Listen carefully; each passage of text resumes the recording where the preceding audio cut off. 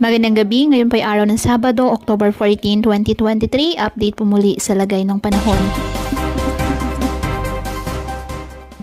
Lumabas na ng ating Philippine Area of Responsibility ang minomonitor low pressure area sa may West Philippine Sea.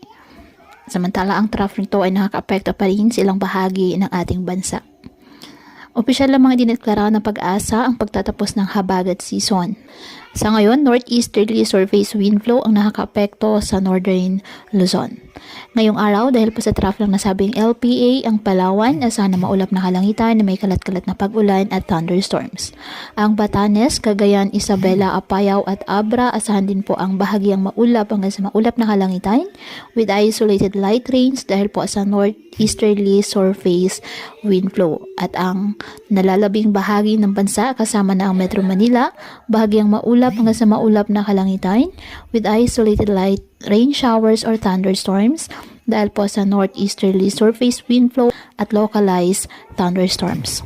Kaya patuloy po na pinag-iingat ang ating mga kababayan sa banta po ng mga pagbaha or landslide lalo na kapag may malalakas na ulan at ugaliin po na magdala palagi ng payong o kahit anong panangga sa ulan kapag lalabas ng ating mga tahanan.